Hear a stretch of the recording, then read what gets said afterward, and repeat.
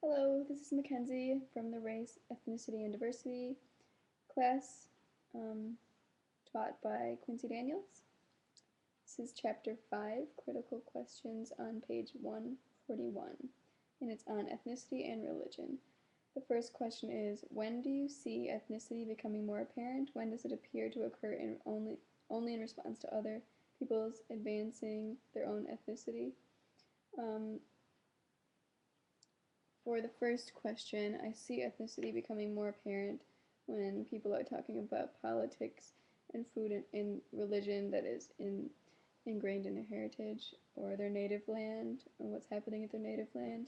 And I think that for the next question, when does it appear to occur only in response to other people's advancing their own ethnicity?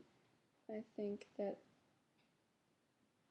when I try and look at what I all read, how do I say it?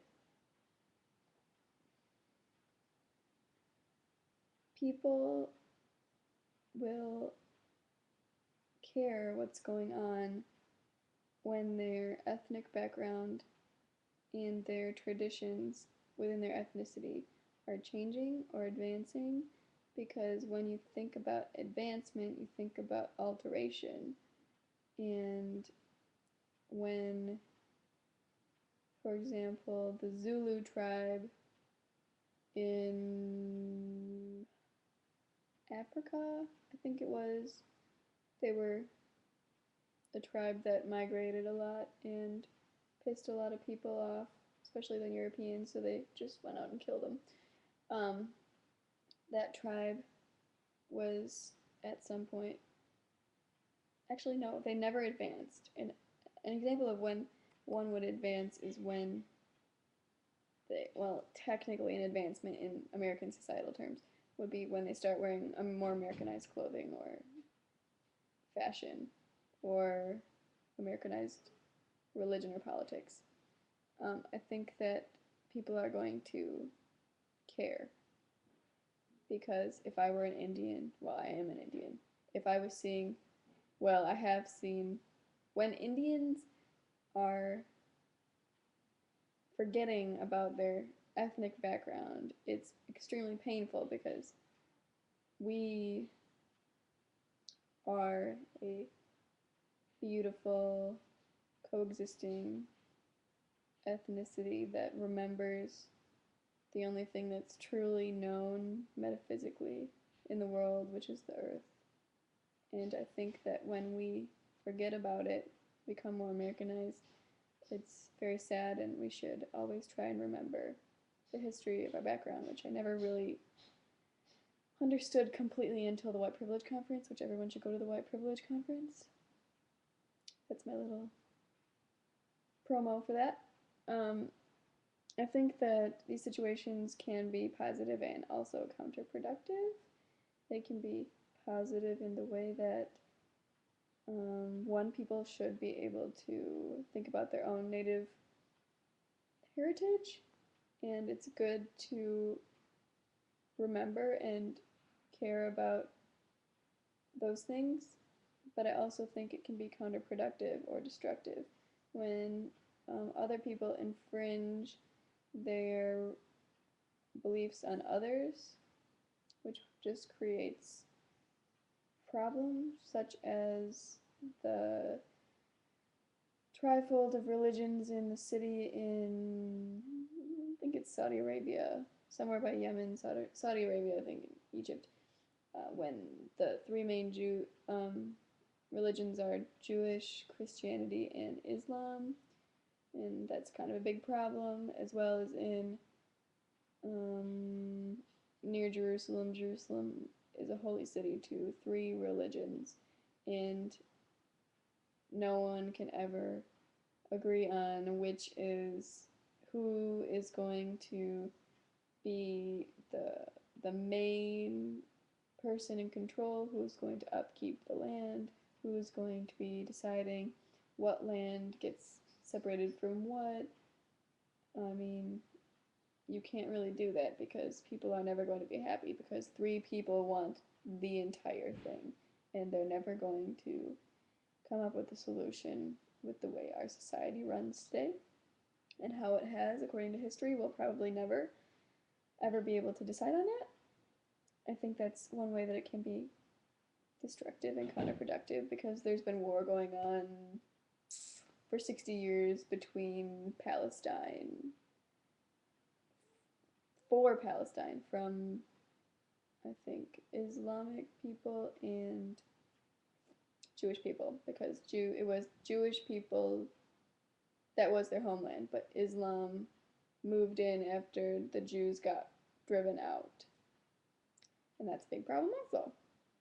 So, why do you think we are so often reluctant to show our religions to others, and why might people of certain faiths be more hesitant than others? I think that people are, I don't know, I feel like this is only in America, because people, like Germans I've met, aren't really scared of talking about their religions in other countries, because most of them are Catholic or Roman Catholic or whatever.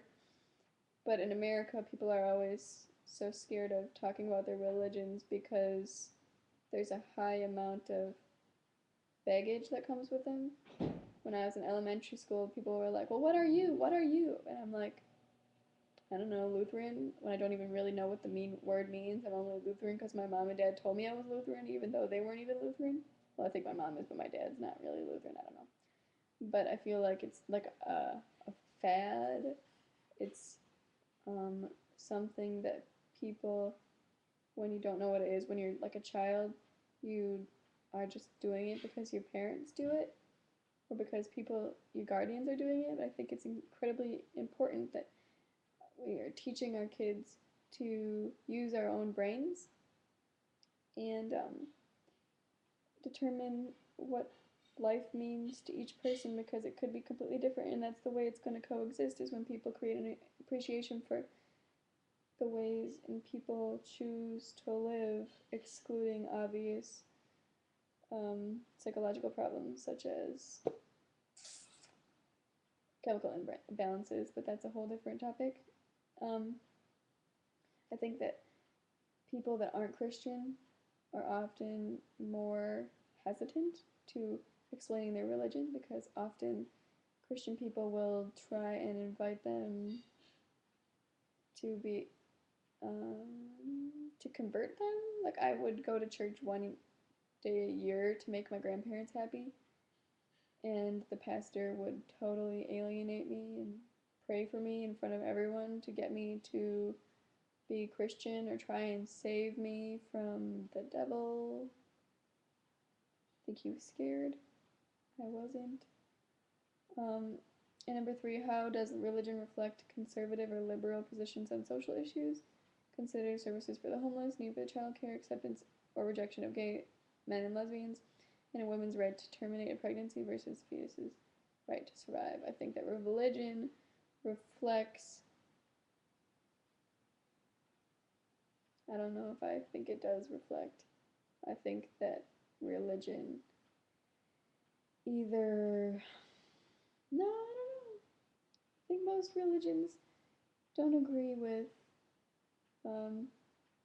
gay or lesbian people, because women and men parts are meant to fit together, and women parts aren't supposed to fit together, and men parts aren't supposed to fit together. But I think that, who cares? Some species of frogs have parts that are meant to fit with other species of frogs, yet they choose to only be with one mate, or I think there's even studies showing that they choose to be with the same sex, or they never even choose to marry. I mean, that's their total decision. They're not told what to do. I don't know how else to put it. I think that the services for homeless people are primarily religious, because you see a lot of churches holding a place for people to stay all night, which is absolutely fantastic. However, I think that it's also very important that those churches don't try to infringe their beliefs on the homeless people, because they might come from completely different religions. I mean, you could have a homeless Muslim come in who's also very religious and sticks to their religion and just need a place to stay. and a holy place would be of their appreciation, and the Christian church might totally try and criticize their religion, which would not be fair. And I think that in childcare, you have to be also very careful if you're going into a Christian environment or if you're going into a more Unitarian Universalist environment. I think that that should be known, and in the papers, I think that some people signify that. I know from experience, my daycare was kind of religious, but not more than just coloring crosses and doing cool stuff with crayons. But I think that it's also important that daycares don't segregate and try and become more pluralist and help people learn and teach the children to learn how to use their own brains and distinguish what religion makes sense for their life path. And I also think that religion might impact some people's life. Religion might affect the religious person's beliefs on whether people should terminate a pregnancy or not. And the people in that religious group would know better to not have sex and mess up if they truly are believers. But I think that religious people can't infringe non-religious people on their right to terminate a pregnancy. And I'm totally running over on time. Thank you.